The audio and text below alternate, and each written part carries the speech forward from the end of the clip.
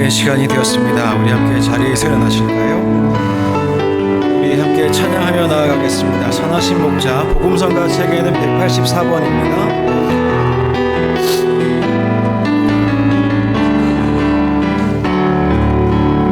선하신 목자, 날 사랑하는 분, 주 인도하는 곳 따라가. 주의 말씀을 나 듣기 위하여 주 인도하는 곳 가려네.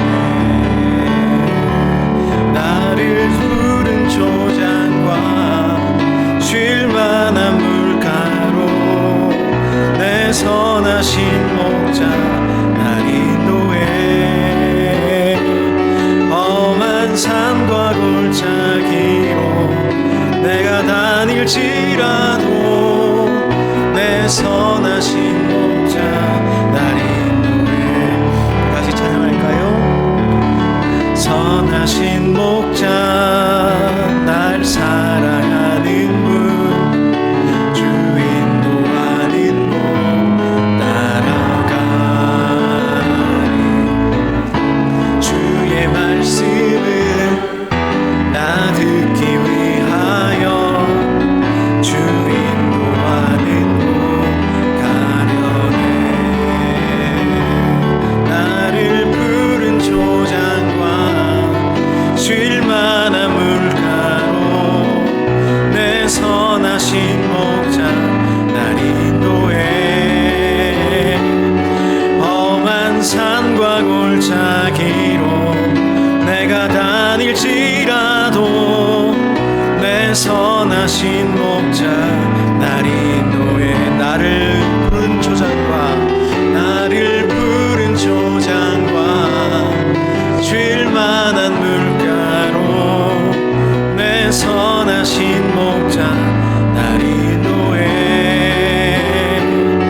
험한 산과 골짜기로 내가 다닐지라도 내 선하신 목자 날 인도해. 아멘. 네, 이 시간 주님께서 선하게 우리를 예배 가운데로 인도하시는 줄 믿습니다. 우리 찬양 하나 더 할까요? 그 시편 40편 하나님의 음성을, 성가곡 책에는 172번인데요. 이 시간에 저희의 마음을 조금 더 결단하며 나아가면 좋겠습니다. 예배 가운데 우리가 늘 은혜를 위해서 함께 찬양하면 좋겠습니다. 하나님의 음성을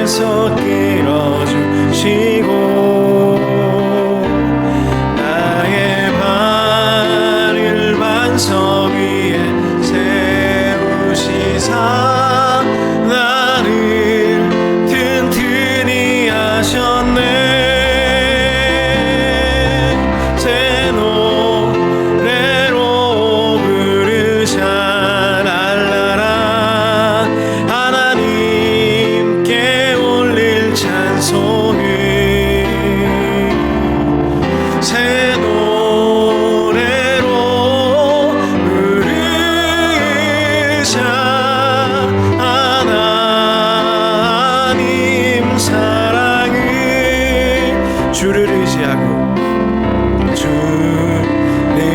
의지하고 교만한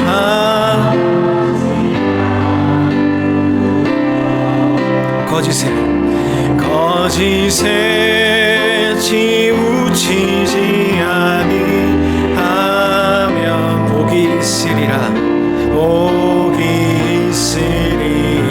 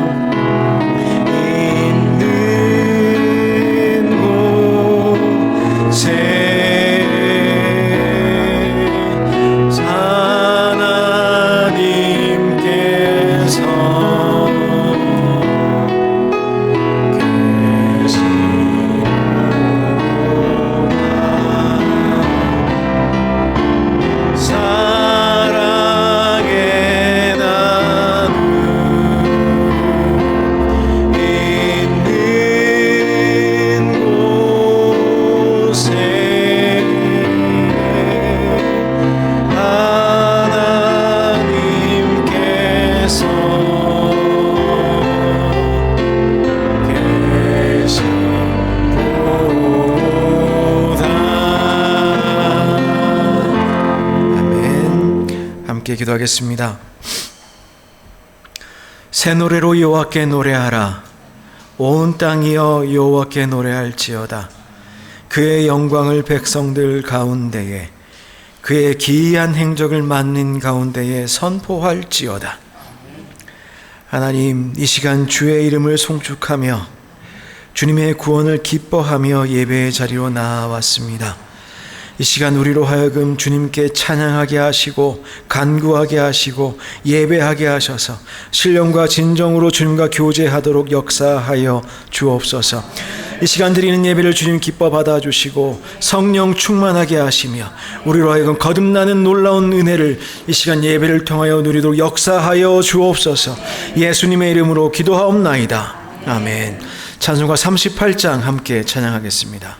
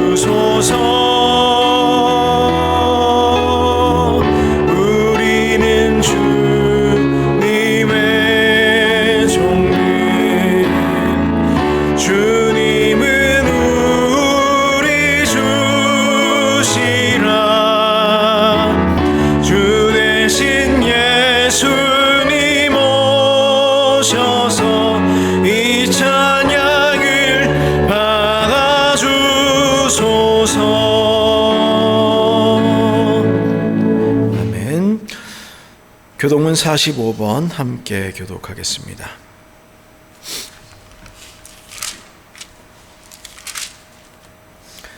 내 영혼아 여호와를 송축하라.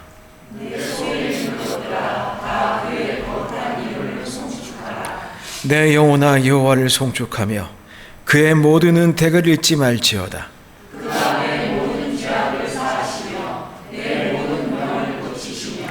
내 생명을 파멸에서 속량하시고 인자와 긍휼로 관을 씌우시며 좋은 것으로 내 소원을 만족하게 하사 내 청춘을 복수같이 새롭게 하시는도다. 여호와는 긍휼이 많으시고 은혜로우시며 노하기를 더디하시고 인자하심이 풍부하시도다.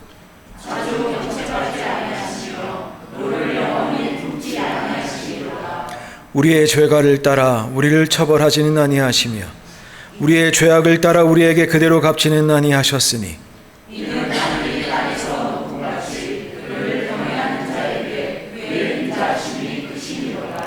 동이 서에서 먼 것 같이 우리의 죄가를 우리에게서 멀리 옮기셨으며 아버지가 자식을 동일히 여긴 같이 여호와께서는 자기를 경외하는 자를 동일히 여기시나니 이는 그가 우리의 체질을 아시며 우리가 단지 먼지뿐임을 기억하심이로다. 아멘.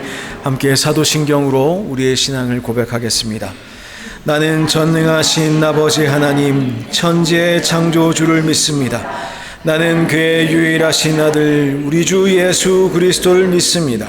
그는 성령으로 잉태되어 동정녀 마리아에게서 나시고 본디오 빌라도에게 고난을 받아 십자가에 못 박혀 죽으시고 장사된 지 사흘 만에 죽은 자 가운데서 다시 살아나셨으며 하늘에 오르시어 전능하신 아버지 하나님 우편에 앉아 계시다가 거기로부터 살아있는 자와 죽은 자를 심판하러 오십니다. 나는 성령을 믿으며 거룩한 공교회와 성도의 교제와 죄를 용서받는 것과 몸의 부활과 영생을 믿습니다. 아멘.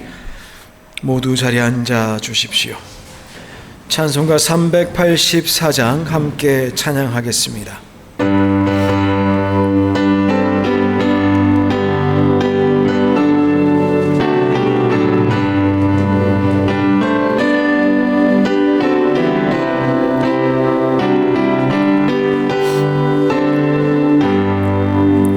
나의 갈 길 다가도록 예수 인도하시니 내 주 안에 있는 긍휼 어찌 의심하리요. 믿음으로 사는 자는 하늘 위로 받겠네. 무슨 일을 만나든지 만사형통하리라.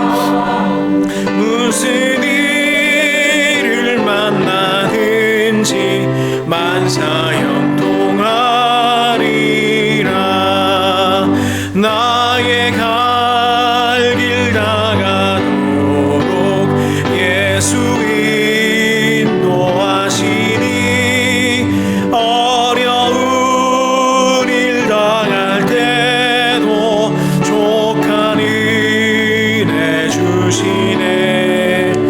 나는 심히 고난하고 영혼 매우 가난하. 나의 앞에 반석에서 샘물 나게 하시네. 나의 앞에 반석에서 샘물 나게 하시네. 나의 갈 길 다가도록 예수 인도하시니 그의 사랑 어찌 큰지 말로 알 수 없도다. 성령 감화받은 영혼 하늘 날아갈 때에 영영 부를 나의 찬송 예수 인도하셨네. 영영 부를 나의 찬송 예수 인도하셨네.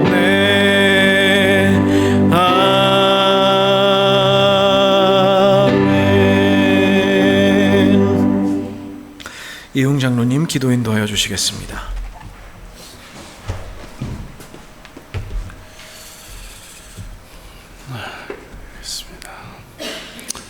참 좋으신 우리 하나님, 저희가 이 자리에 함께 모여 예배하며 주님의 말씀을 들을 수 있음에 감사드립니다. 이 시간 성령님께서 우리 마음에 임재하여 주셔서 피곤한 심령들이 평안과 안식을 얻게 하시고 상한 마음과 고통이 회복되는 귀한 예배의 시간으로 인도하여 주시옵소서.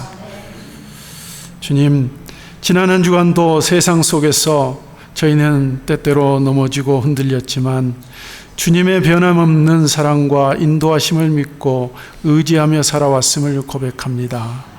그렇지만 우리의 버리지 못한 욕심과 시기, 온갖 더럽혀진 마음과 생각들을 가지고 살아왔음도 또한 고백합니다. 주님 앞에 모두 내려놓고 회개하오니 저희의 연약함을 강한 믿음으로 새로운 소망으로 변화시켜 주시옵소서.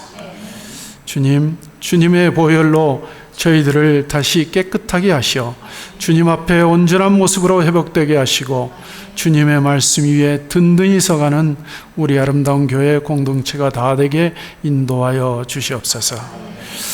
사랑의 주님, 저희 삶 속에 저희가 드리는 작은 기도 하나하나가 아버지께 상달되기를 원합니다. 힘든 시련과 아픔 속에서도 주님을 의지함으로 기뻐하고 감사할 수 있는 신실한 믿음의 자녀가 되기를 원하오니 저희들의 삶의 모든 영역에서 주님의 영광이 드러나게 하시고 주님의 뜻을 깨닫고 순종하여 아버지께 쓰임받는 삶으로 변화되게 하시고 오직 말씀과 기도로 주님만을 신뢰하며 흔들리지 않는 믿음으로 살게 하여 주시옵소서. 은혜가 넘치시는 주님, 이 시간 삶의 여러 가지 어려운 문제들을 가지고 주님 앞에 나와 기도하오니 우리들의 기도를 들으시고 기억하시사 우리들의 삶의 어려운 문제들을 주님께서 친히 품어주시고 해결하여 주시사 주님 안에서 자유케 되는 은혜가 넘치게 하여 주시며 주님께 기도하는 모든 심령들 위해 성령님께서 친히 강림하여 주셔서 주님이 주시는 새 힘으로 세상을 이길 수 있게 하여 주시옵소서. 언제나 우리와 함께 하시는 하나님 아버지, 이 시간 드리는 귀한 예배에 하나님의 말씀을 전하시는 목사님을 위해 기도합니다. 귀한 말씀을 선포하시는 목사님을 축복하시고 은혜를 더하여 주셔서 말씀의 권세와 성령의 역사가 우리 삶을 변화시키게 하여 주시옵소서. 하나님 아버지, 아버지의 귀한 말씀으로 또 한 주간도 살아갈 우리 아름다운 교회 성도들, 오직 주님의 사명 감당하며 항상 기뻐하는 삶, 쉬지 않고 기도하며 범사에 감사하는 삶을 살기를 소망하며 저희들의 연약한 믿음이 담대한 믿음으로 변화되어 쓰임받는 은혜의 한 주가 되기를 원하오며 우리를 죄에서 구원하신 우리 주 예수 그리스도의 이름으로 감사하며 기도드렸사옵나이다. 아멘.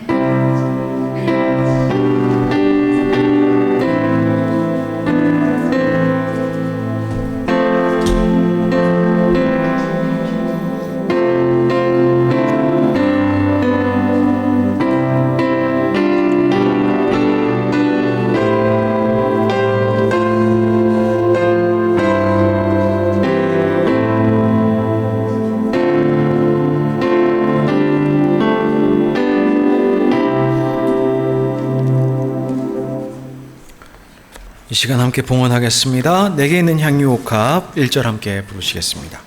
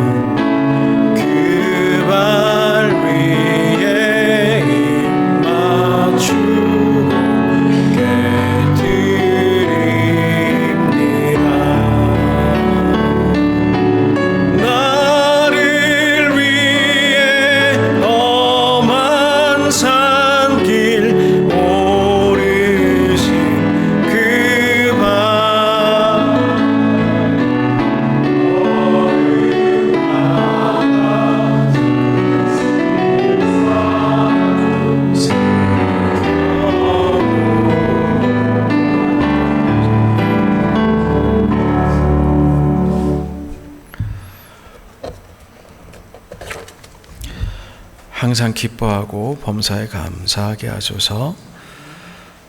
주님을 알아가는 것이 기쁘고 감사하게 하소서. 주님만 완전하십니다. 함께 기도하겠습니다. 사랑의 하나님, 감사합니다. 이 아침에 예배로 나오며 주님께서 주신 은혜들 가운데에 기쁨으로 응답하였습니다. 감사로 응답하였습니다.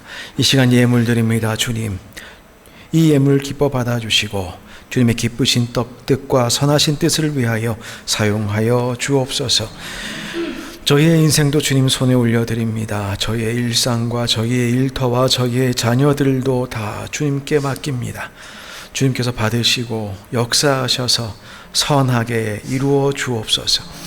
또한 육신의 질병을 때문에 기도하는 영혼들이 있습니다. 또한 사업 가운데 풀리지 않는 어려움으로 기도하는 사람들이 있습니다.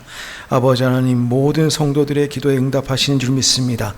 모든 성도들의 기도 가운데 응답하셔서 더욱더 지혜롭게 하시고 담대하게 하셔서 선하고 아름다운 길로 걸어갈 수 있도록 역사하여 주옵소서.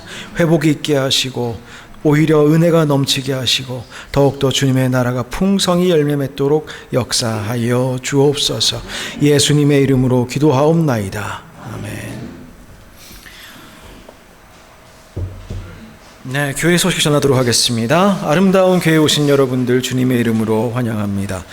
오늘 오후부터 식사하시고 나서 제자반 일기라고 하니까 뭐 굉장히 거창하게 들리는데요. 처음이란 소리입니다.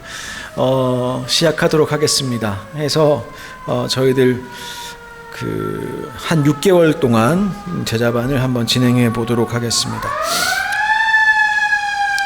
네, 큰일이 났나 봅니다.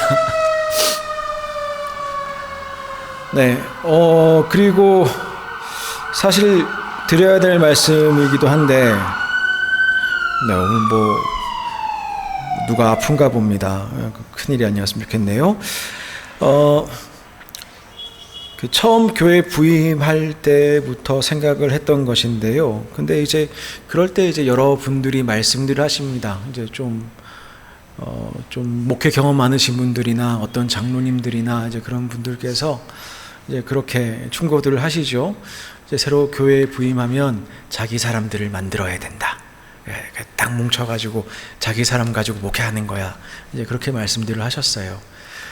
감사한 말씀이긴 한데 별로 동의하진 않습니다. 그러면 안 돼요. 안 되는 것 같아요. 저는 그렇게 믿습니다. 그러면 어떻게 하면 좋으냐? 다 같이 주님의 제자가 되어야 되는데, 어떤 개별 목사의 제자도 아니고 어떤 개별 목회자의 제자가 아니라 함께 주님의 제자가 되어야 되는데, 어떻게 하면 좋겠는가 좀 고민을 계속했습니다. 그래서 안 하고 싶었는데요. 그래도 해야 될 것 같아요.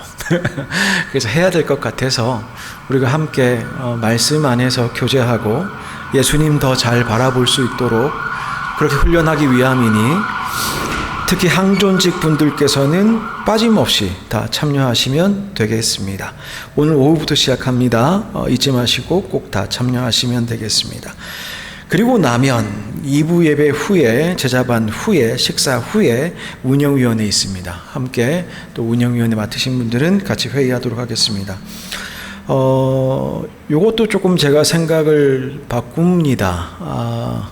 최대한 회의를 짧게 하는 것을 목표로 했었는데, 당분간은 최대한 많은 이야기를 할 수 있도록 하려고 합니다. 조금 힘드시더라도 교회를 위해서 같이 좀 생각하고 고민하고 브레인스토밍하고 더 나은 교회가 되도록 헌신하고 하는 그런 일들에 여러분의 시간과 노력을 꼭 더 주셨으면 합니다. 운영위원회 있습니다. 빠지지 말고 다 오시면 되겠습니다. 수요 예배, 수요 성경 공부로 전환되었습니다. 지난주 첫 시간 했는데요. 약간 이제 배경적인 설명들, 개관적인 설명들만 했습니다. 이번 주부터 본문에 들어가요. 그래서 마가복음 합니다. 마가복음 좀 설명을 해드리고 시작을 합니다. 지난주 못 오신 분들 걱정하지 마시고 그 마가복음 한번 읽어보시고 오시면 됩니다. 크게 어렵지 않습니다.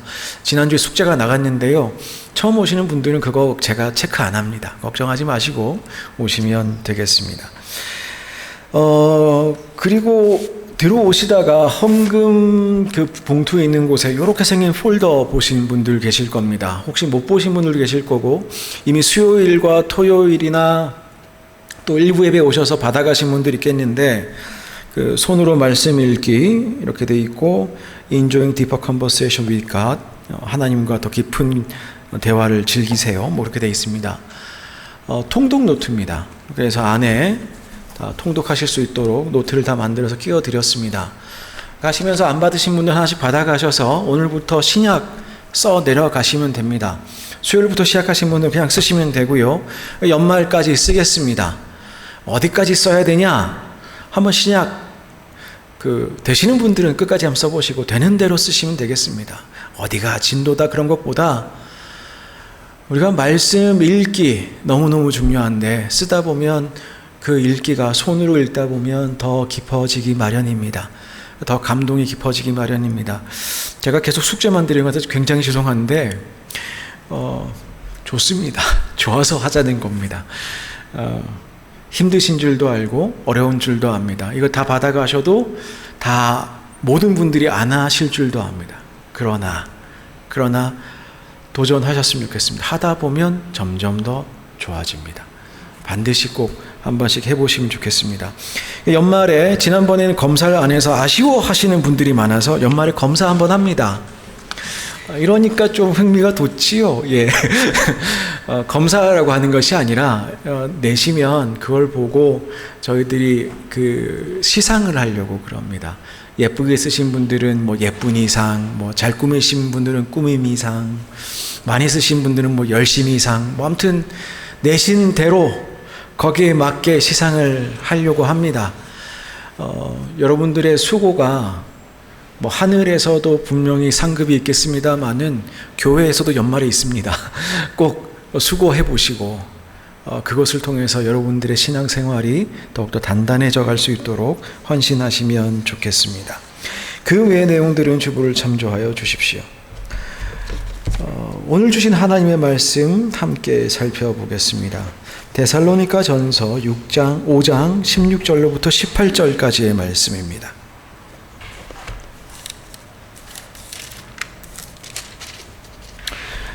이 하나님의 말씀을 김정화 권사님께서 봉독하여 주시겠습니다.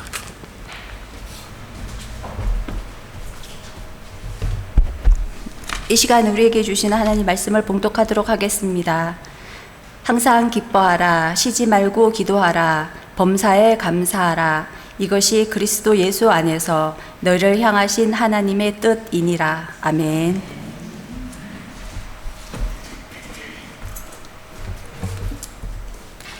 함께 기도하겠습니다. 사랑 많으신 하나님 감사합니다.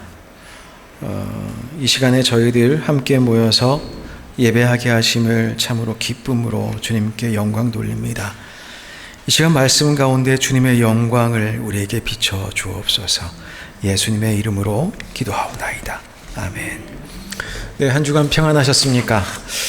오늘 교회에 오는 길이 평안치 못한 분들도 계셨을 줄 압니다. 오늘 조금 저도 좀 헤맸습니다. 와가지고 제법 먼 주차장에 세우고 열심히 거의 뛰듯이 걸어왔더니 일부 예배 때 얼마나 숨이 두근두근한지 그래서 말씀도 굉장히 두근두근하면서 전했습니다. 근데 지금도 약간 두근두근한 것 같아요. 마라톤 하는 사람들 개인적으로 참 대단하다고 생각합니다. 심지어 이 멕시코 시티에서 마라톤이라니 참 대단한 사람들입니다.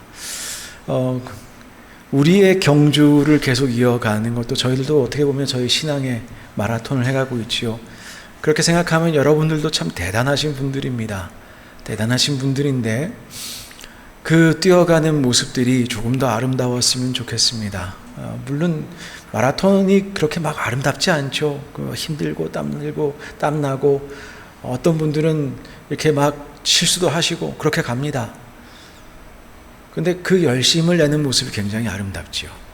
운동하는 사람들 보면 그렇습니다. 우리의 신앙생활도 계속 갈 때에 그렇게 좀 고군분투하는 모습들이 있으면 좋겠습니다. 겉으로 드러나야 되는 것들이지요. 지난주에 기쁨이라는 주제로 함께 말씀을 나누었습니다. 우리 인생 살아가는 것, 또 말씀으로 살아가는 것, 신앙생활하는 것. 근데 아무리 해봐야 하나님을 기뻐하는 것, 이거 말고는 우리에게 다른 힘이 없더라. 그러면 우리 삶에서 정말 하나님 의지하고 사랑하는 사람들 어떤 모습이어야 되느냐? 하나님 기뻐하는 모습이 계속 드러나야 되겠더라. 그 말씀입니다. 근데 기뻐하는 사람들에게는 반드시 따라오는 게 있으니 그게 뭐냐? 감사입니다. 항상 기뻐하라, 범사에 감사하라, 중간에 쉬지 말고 기도하라. 이 기도하는 거 뭐 너무너무 중요하겠지요. 근데 기뻐하는 사람들 반드시 이 범사에 감사하는 것으로 이어집니다. 이 주일에 범사에 감사하라, 이는 너희를 향하신 하나님의 뜻이니라 하는 말씀을 저희들이 한번 생각해 보고자 합니다. 와, 그리고 좀 부담스럽긴 하지만 이 말씀에 과연 우리가 순종하면서 살고 있는지도 좀 생각해 보고자 합니다. 예전에 한동안 그 유행처럼 여러 가지 지수를 측정하는 것이 번진 적이 있습니다. 각 나라의 행복 지수 뭐 이래가지고 알고 보니 부탄이 제일 행복하대더라 뭐 그랬다가 요즘 걔네들도 SNS 하면서 불행하대더라 뭐 그런 이야기들 하고 그러지요. 행복지수 막 나오고 그럴 때 옆에 같이 따라왔던 것들이 건강지수도 있었어요. 어느 나라 사람들이 가장 좀 신체적으로 건강하게 살더라. 미국 굉장히 낮았죠. 비만지수가 높아가지고요. 그런데 그때 그 건강지수와 행복지수에 늘 기반되는 하나의 시그널이 하나 있었는데 그 사람들이 대체로 자기의 인생에 감사하며 살더라. 이제 그런 사람들이 대체로 건강하고 대체로 행복하더라. 이제 뭐 그런 연구 결과가 있었습니다. 근데 세상적으로 생각해도 그렇습니다. 건강하고 행복한 사람들, 자신의 삶에 인생에서 고마워할 줄 아는 사람들이라는 거죠. 근데 가만히 생각해 보니 하나님께서 왜 기뻐하라 감사하라 하셨을까? 우리의 신앙생활이 정말 건강하고 우리의 신앙생활이 정말 복되기 위해서는 기쁨 넘치고 또 동시에 감사가 넘쳐야 되기 때문 아니겠는가 생각하게 됩니다. 예전에 어떤 철학자가 그런 이야기했습니다. 그대의 마음속에 감사하는 생각이 없으면 그대는 파멸의 노를 젓고 있는 사람이다. 부디 다른 공부보다 먼저 감사하는 공부를 배워라. 동의하는 바입니다. 그만큼 감사할 줄 아는 사람은 종교를 떠나서요. 감사할 줄 아는 사람들은 굉장히 윤택하고 행복하게 사는 것 같습니다. 근데 솔직히 말해서 인간의 본성은 그렇게 누군가에 감사하는 것에 조금 인색한 것 같습니다. 심지어 러시아의 대문호 도스토옙스키는 이렇게 이야기합니다. 인간을 정의하기를 인간은 감사할 줄 모르는 두 발 달린 짐승이다. 뭐 그렇게 이야기를 했어요. 그러니까 인간이 가지고 있는 여러 특징 중에 가지고 있는 것이 뭐냐? 감사할 줄 모르더라.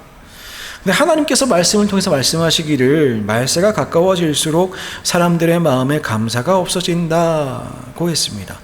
디모데후서 3장 1절의 말씀인데요. 말세에 나타나는 삭막한 모습들 중에 하나가 죄악에 물든 모습 중에 하나가 감사를 모르는 것이라 했습니다. 오늘날 세상을 보면 세상이 감사로 충만하지는 않은 것 같습니다. 불만이 어찌 그렇게 많은지. 남성은 여성에게 감사할 줄 모릅니다. 여성은 남성에게 감사할 줄 모르고 젊은이들은 나이 드신 분들에게 감사할 줄 모르고 나이 든 분들은 젊은 사람들에게 고마워할 줄 모릅니다. 그런 것 같지 않나요? 미국을 봐도 그런 것 같고 한국을 봐도 그런 것 같고 멕시코를 봐도 그런 것 같고 혹시 이게 말세인가? 라는 생각이 듭니다. 그런데 더 힘든 것은 교회들마다 참 으쌰으쌰하죠.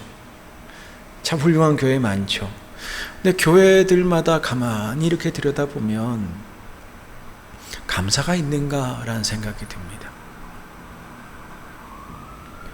50년 전, 100년 전 우리나라 교회가 처음 생기기 시작할 때, 그래서 노회라는 것이 처음 만들어졌을 때, 그때 계셨던 우리 교회 선배들께서는 하나님께 감사하셨습니다. 교회로 모인 것에 감사하셨고, 그 교회가 성장해서 노예를 이룬 것에 감사하셨고, 그래서 감사의 의미로 선교사를 파송했습니다. 선교사를 파송했는데 어디로 보냈느냐? 중국으로 파송했어요. 왜요? 중국에게 감사하기 위해서요. 중국이 그동안 유교를 통해서 우리를 잘 가르쳐 줬으니 우리가 이제 감사할 때다. 옛날 우리 신앙의 선배들은 그렇게 감사가 있었습니다. 무슨 일이 교회에 있을 때에, 또는 교회를 통해서 하나님께서 무슨 일을 하실 때에, 세상에서 어떤 일이 벌어질 때에 이들은 하나님께 나아갔고 하나님께 감사했습니다. 50년 전으로 가봐도 마찬가지입니다. 80년대쯤에 뭐 이산가족 찾기 뭐 그런 거 방송에서 많이 했지요. 한동안 했었지요. KBS가 참 수고를 많이 했었는데, 그거 보면서 온 국민들이 다 울었습니다. 교회에서도 그 얘기 많이 했어요. 참 하나님께 감사한다. 하나님께 감사한다. 왜 요즘 감사가 없을까요? 감사할 일이 없는 걸까요? 아니면 세상이 변한 걸까요? 교회가 변한 걸까요? 우리가 변한 걸까요? 아니면 그냥 말세라서 그런 걸까요? 이런 우리를 향해서 하나님께서는 범사에 감사하라라고 분명히 말씀하십니다. 우리가 하나님께 범사에 감사할 때에 우리의 영과 육이 건강지수가 올라가고 행복지수가 올라가는 법입니다. 건강하고 행복할 수 있습니다. 여기서 말하는 범사에라는 말은 헬라 말로 엔빤띠라고 하는 겁니다. 엔은 여러분들 스페인어 조금 아시니까 어디 안에, 근데 빤띠는 모든 것들 안에, 모든 것들을 통해서 뭐 그런 뜻이지요. 영어 성경에서는 크게 한 3가지로 번역되어 있습니다. 한국말로 옮겨보면 어떤 형편에서든지 감사하라. 범사에 감사하라. 어떤 형편에서든지 감사하라. 그리고 모든 일에 감사하라. 모든 일에 감사하라. 그리고 마지막으로 있는 번역이 굉장히 좀 놀라웠는데요. 무슨 일이 있어도 감사하라. 무슨 일이 일어나도 감사하라. 언뜻 보기에 다 비슷해 보이지만 사실 무게는 굉장히 깊습니다. 그러니까 무슨 말이냐 하면은 좋은 일에도 감사할 뿐만 아니라 안 좋은 일에도 감사하며 살아야 된다는 것이지요. 사소한 일에도 감사해야 되고 큰 일에도 감사해야 됩니다. 인생의 양지에 거닐 때에도 감사해야 되고 인생의 음지를 걸어갈 때도 주님께 감사할 수 있어야 된다는 것입니다. 감사하지 않고 지나치는 것이 하나도 없어야 된다라는 뜻이겠죠. 이것이 범사에 감사하라라는 말씀의 참뜻이 될 것입니다. 그런데 이 말씀은 실로 우리에게 엄청난 부담감을 줄 수 있습니다. 어떻게 이 말씀을 실천하라는 것인지 고민하지 않을 수 없습니다. 게다가 가만히 그 말씀, 우리가 그 감사를 어떻게 드릴까 생각하다 보면 구약에 있는 말씀들을 보면 참으로 우리가 조금은 연약하다라는 생각이 들 때가 있습니다. 구약 시편에 이런 말씀이 있거든요. 여호와께서 내게 주신 모든 은혜를 무엇으로 보답할꼬? 내가 구원의 잔을 높이 들고 여호와의 이름을 부르며 여호와의 모든 백성 앞에서 나의 소원을 여호와께 갚으리로다. 고민이 그겁니다. 살아가는 고민이 뭐냐? 내가 하나님의 은혜를 뭘로 갚냐? 하나님의 은혜를 무엇으로 보답할꼬? 진정한 감사가 드러나는 법이지요. 어떻게 보답하는 것이 어떻게 하나님께 감사드리는 일이 될까? 간절한 마음을 담습니다. 그리고 그 대상은 하나님이십니다. 여호와의 이름을 부르며 감사합니다.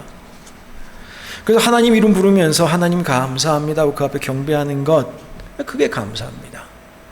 좋은 일이 있든 나쁜 일이 있든 슬픈 일이 있든 힘든 일이 있든 누가 아프든 누가 죽든 누가 살든 감사합니다. 범사에 감사하는 것. 근데 쉽지가 않아요. 10명의 문둥병자가 있었습니다. 10명의 문둥병자를 예수님께서 만나셨습니다. 이제 제사장에게 가서 보여라 라고 했더니 보이러 가는 중에 병이 낫게 되었습니다. 다 다 병이 나았습니다. 아이고 좋아라 했겠지요. 아마 고맙다는 생각도 했을 수도 있겠습니다. 근데 한 명 돌아왔지요. 근데 그 한 명 사마리아 사람이지요. 사마리아 사람은 병이 낫자 하나님 감사합니다 소리 지르면서 가던 길을 돌이켜서 예수님께 돌아왔지요. 그렇게 감사하는 것이 쉽지는 않습니다. 10명 중에 1명. 그런데 재밌는 것은 그 1명, 예수님과 더 깊은 교제를 하게 되겠지요. 만약 우리가 어떤 상황 속에서도 좋은 일이든 나쁜 일이든 주님께 나아가서 주님께서 도와주셨습니다. 주님께서 하신 일입니다. 감사합니다 할 때에 우리와 주님의 교제가 깊어지게 되겠지요. 그리고 우리의 신앙은 깊어질 수밖에 없겠지요. 이렇게 주님께 기도하는 사람들 많았습니다. 한나는 아들 달라고 기도하던 중에 정말로 아들을 얻었습니다. 그러니까 그 은혜에 감사해서 아들을 하나님께 드렸습니다. 또 그뿐만입니까? 정말 기도하는 사람들, 다윗이라는 사람이 있었습니다. 다윗은 평생 하나님께 기도를 했는데 기도하면서 말년에 이르면서는 자신이 그동안 해온 모든 것들을 모아서 성전 짓는 것을 준비하기 시작합니다. 계속 감사함으로 주님께서 하실 일들 준비하기 시작합니다. 이렇게 범사에 감사하면서 사는 사람들 가만히 보니 그냥 그 감사가 그냥 마음의 어떤 느낌으로 남는 것이 아니라 주님께서 하시는 일에 참여함으로 주님께서 하시는 일을 원하시는 뜻을 행하는 사람으로 그렇게 나타나기 마련이었습니다. 그렇기 때문에 이 말씀은 굉장히 어려운 말씀일 수 있습니다. 감사는 느낌이 아닙니다. 감사하다는 말로 끝나는 것도 아닙니다. 그럼에도 불구하고 주님께 나아가 주님께 예배하고 주님을 위한 헌신으로 이어질 수밖에 없습니다. 정말로 감사로 드리는 거룩한 제사를 드리며 사는 것이지요. 이렇게 범사에 감사하기 위해서 우린 적어도 한 3가지를 생각해 볼 수 있어요. 2가지를 생각해 볼 수 있어야겠습니다. 아까 말했듯이 좋은 일에도 감사할 줄 아셔야 됩니다. 세상이 아무리 험하고 악해도 가끔 좋은 일이 분명히 있습니다. 하나님께서는 선하셔서 우리가 여름날 아주 무더운 여름날 살아가는 것 같아도 소낙비를 주시듯이 그렇게 우리에게 삶의 기쁨을 주시기도 하십니다. 자식을 낳아 키우는 것이 엄청난 수고지요. 희생입니다. 근데 그 가운데 기쁨을 맛볼 때가 있습니다. 평생 부부로 사는 것 물론 즐겁고 즐거울 때도 있습니다만은 사실 굉장한 희생과 인내를 서로 필요로 하지요. 근데 그 부부의 삶을 살아가는을 통해서 하나님께서는 종종 좋은 일들을 펼쳐주시기도 합니다. 우리 인생 살아가면서 지난 세월 돌이켜보면 나름 우리에게는 각자 나름대로 좋은 일들이 주님으로 말미암아 있었음을 고백할 수밖에 없습니다. 그런데 가만히 생각해보면 그 좋은 일들마다 주님께 영광을 돌렸는지 하는 것들입니다. 그것이 왜 문제가 되는가? 주님께 감사드리지 않은 인생들은 자기의 중심적인 인생을 살아가는 것이기 마련이기 때문입니다. 내가 한 것이고 내가 잘한 것이고 상황이 좋아진 것이고 내가 이룬 것이고 물론 수고하였지요. 최선을 다하였지요. 그러나 그 인생이 참된 교제로 나아가 하나님과 함께 사는 인생, 그리스도인의 삶의 인생은 그 가운데서도 주님께서 인도하심을 분명히 생각하고 나아가는 것입니다. 제가 이 이야기를 헌금 때문에 드리는 말씀이 절대 아닙니다. 그런데 우리가 좋은 일들이 있을 때마다 또는 선한 일을 주님으로 말미암아 경험할 때마다 주님 앞에 참으로 기쁨으로 감사함으로 주님께 의탁하고 주님께 드리는 것들이 있는가?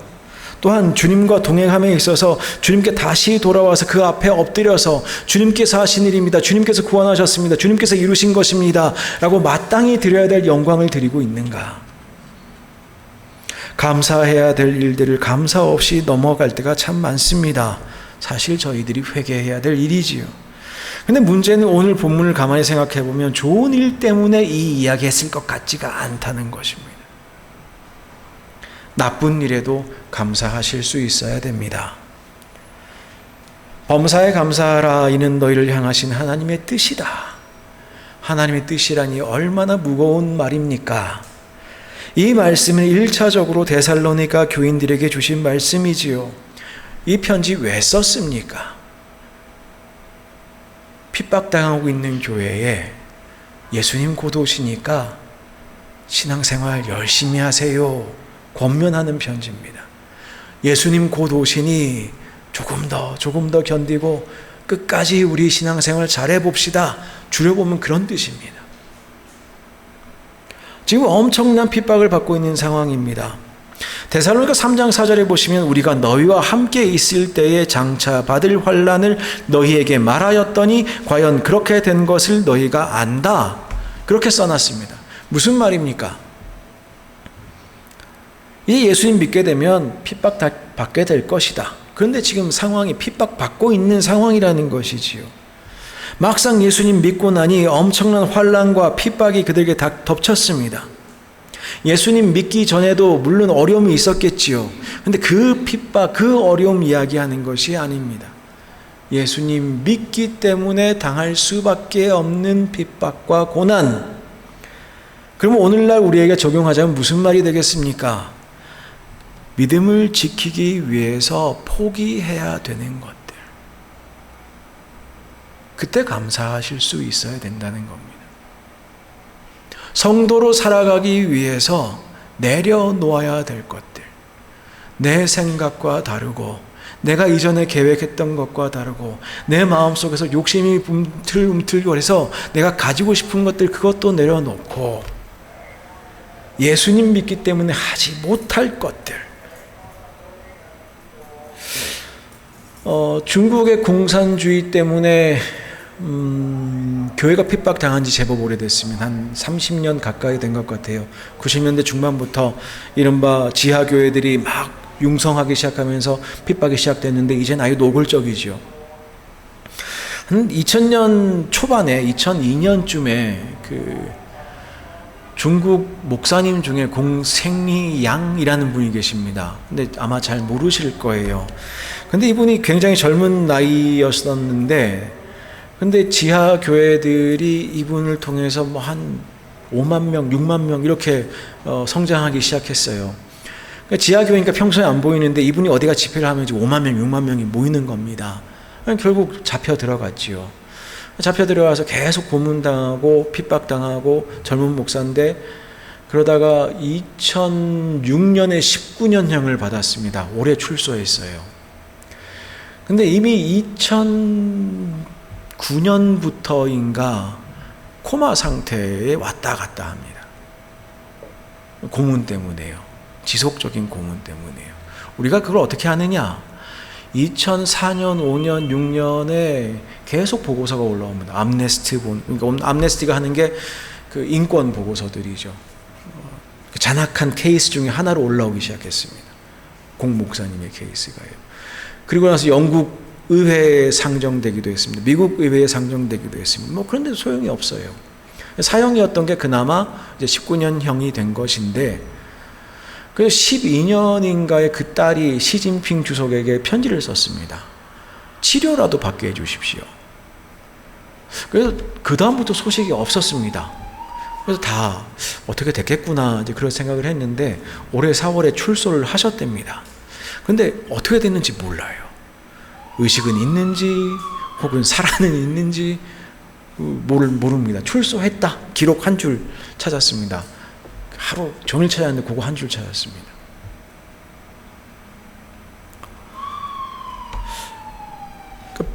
그리고 나서 그 교회의 소문을 살짝 들어보니 그래도 출소하셔서 다 같이 기뻐하고 감사했다. 사도행전에 보던 모습이지요.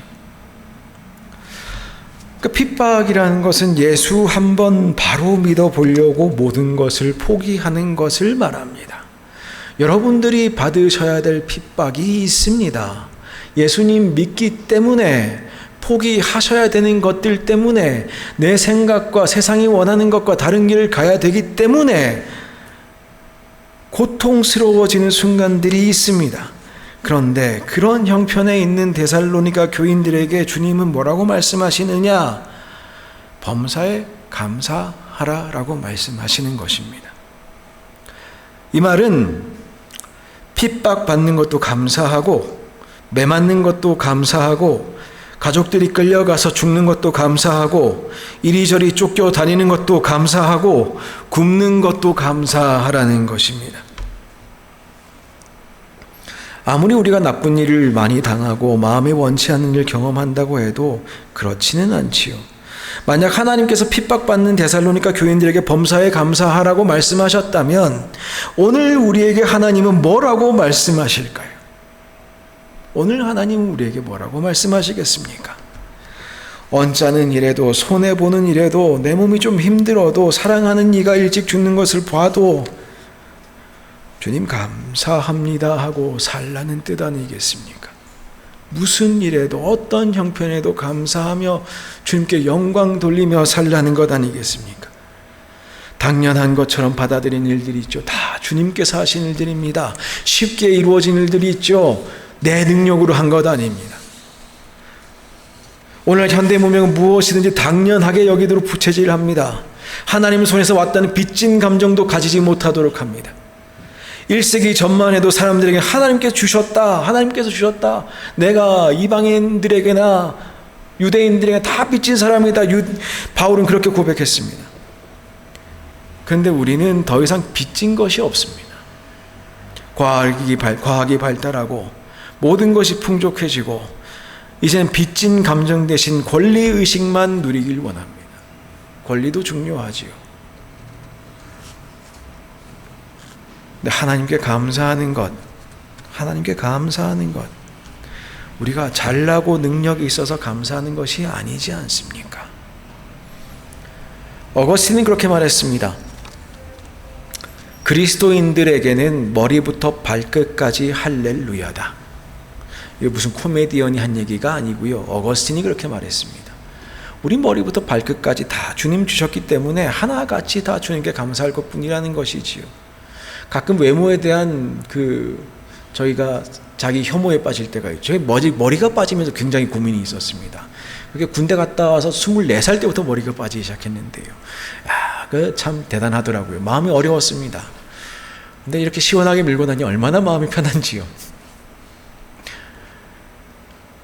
근데 그것도 다 주님께서 주신 것이고 우리의 외모나 우리의 내면이나 다 주님께서 주신 것입니다. 좋은 일에도 감사하고 나쁜 일에도 감사하고 범사에 감사하는 그런 인생 살아가야 되는 것이지요. 우리가 처한 상황을 뛰어넘어 우리는 감사할 수 있어야겠습니다. 내가 당하는 모든 일을 앞에 놓고 할렐루야 할 수 있는 은혜가 우리 안에서 치밀어 오를 때야 그때 우리는 성도로서 비로소 제대로 살아갈 수 있는 것이지 다 내 맘대로 하고 내가 내 뜻대로 하고 감사할 것 하나 없고 모든 것은 불만뿐이고 모든 것은 내가 누려야 될 권리일 뿐이고 그런 신앙생활 가운데에 어떻게 하나님께서 역사하실 수가 있겠습니까? 데살로니가 교인들에게 바울은 이렇게 감사함의 편지를 했습니다.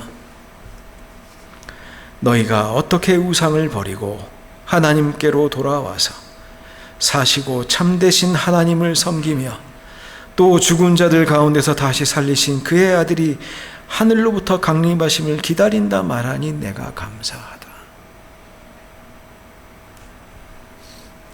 여러분을 감사하실 것이 얼마나 많습니까? 얼마나 많습니까? 우리의 삶에 주님께 주신 것이 얼마나 많습니까? 어떻게 주님께서 우리를 구원하셨습니까? 하나님을 기뻐하는 것으로 살아가는 사람들, 그것을 힘으로 삼고 삼는 사람들, 그 사람들은 자기 힘으로 살지 않습니다. 당연히 감사하게 됩니다. 범사에 기뻐할 줄 아는 사람들, 범사에 감사하게 됩니다. 범사에 기도하는 사람들, 범사에 감사하게 됩니다. 웨스터민스터 소요리 문답 1번, 인간의 목적이 무엇인가? 두 가지지요. 하나님을 영화롭게 하는 것. 두 번째, 하나님을 즐거워하는 것. 하나님을 즐겁게 해드리는 게 아니라 우리의 삶의 목적이 뭐냐? 하나님을 즐거워하는 것. 우리가 하나님 즐거워하면 하나님 영화로워지실 겁니다. 우리가 하나님 즐거워하기 시작하면 우리 안에 감사가 넘쳐나기 시작할 겁니다. 말씀을 마무리 짓겠습니다. 이거는 세상의 관점으로는 말도 안 되는 얘기지요. 불가능한 얘기지요. 그런데 그리스도인들에게는 이토록 범사에 감사하는 것이 당연하고 가능하고 우리가 참으로 하나님과 동행할 때에 너무나도 쉬운 일입니다. 이 모습이 여러분들의 삶을 통해서 드러날 수 있게 되기를 원합니다. 이 모습을 통해서 하나님께 영광 돌려드릴 수 있기를 원합니다. 우리가 받을 영광 취하는 인생 사는 것이 아니라 하나님을 영화롭게 하는 인생, 하나님을 즐거워하는 인생, 하나님께 감사하는 인생 살아갈 수 있게 되기를 원합니다. 이 시간에 우리 뜬금맞게 찬양 하나 할까 합니다. 나 기뻐하리 찬양하겠습니다.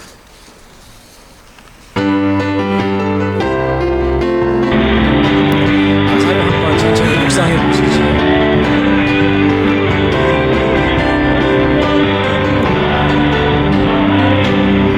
나 기뻐하리 나 기뻐하리 나 주 안에서 기뻐하리라 나 기뻐하리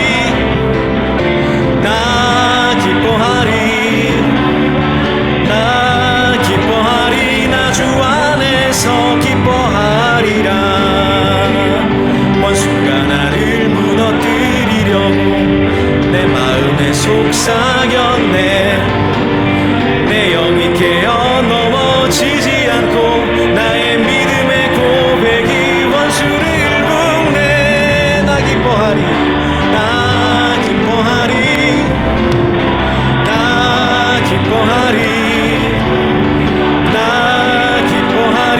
주 안에서 기뻐하리라 나 기뻐하리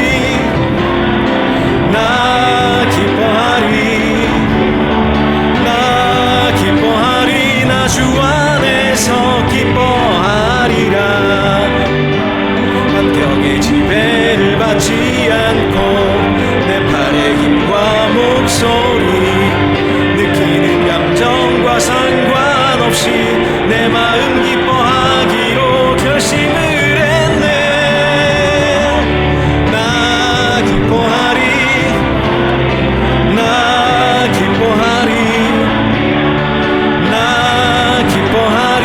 주 안에서 기뻐하리라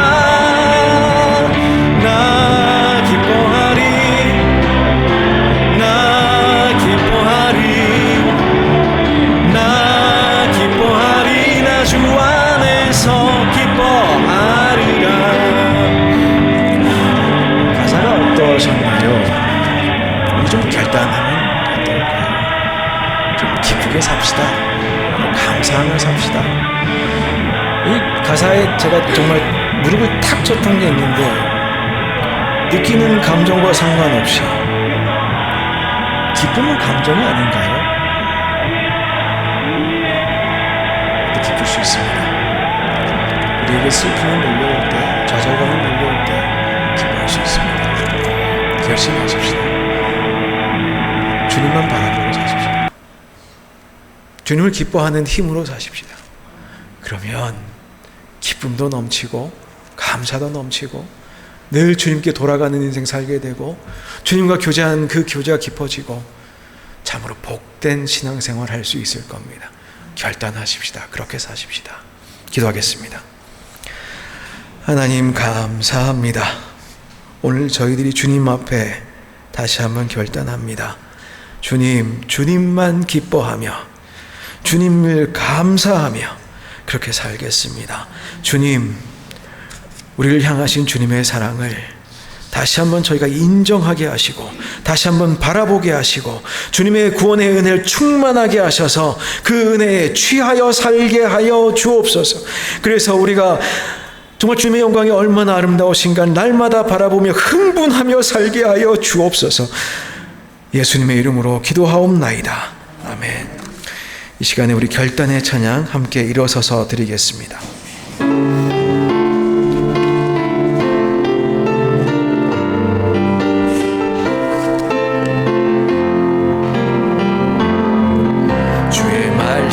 앞에서 당신은 참된 예배자 그토록 받으시던 하나님의 기쁨 이 세상을 향한 거룩한 생명빛 되어 이 세상을 위한 구원의 소망 되어 영원한 하나님의 나라 함께 세워가리 주의 부르심 따라 주의 부르심 따라 당신의 삶을 드릴 때 세상은 당신 안에서 주의 영광 보리라 이 세상을 이길 주님의 군사 되어 이 세상을 섬길 주님의 손과 발 되어 영원한 하나님의 나라 함께 세워가리. 파송의 말씀 드립니다. 데살로니가 사람들은 그러면 어떻게 살았을까요? 날마다 기뻐하고 기도하고 범사에 감사하며 살았을까요? 어떻게 하면 그렇게 살 수 있었을까요? 이들은 주님 다시 오시기를 고대하던 사람들이었습니다. 여러분이 이번 한 주간 기대하시고 기다리셔야 될 것, 세상에서 좋은 소식 많이 기다리시겠지만 주님 만나는 그 소식, 그걸 우리가 고대하고 살면 범사에 감사하고 기뻐하고 기도하고 그렇게 간절히 살 수 있지 않겠습니까? 이번 한 주간도 주님의 놀라우신 복음이 여러분의 삶을 환하게 밝히시기를 기대합니다.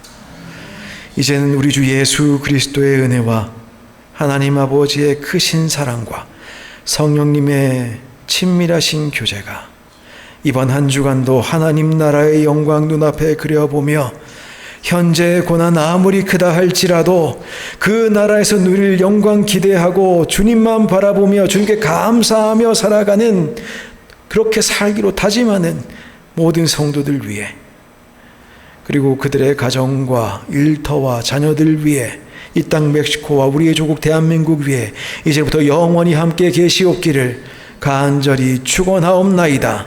아멘.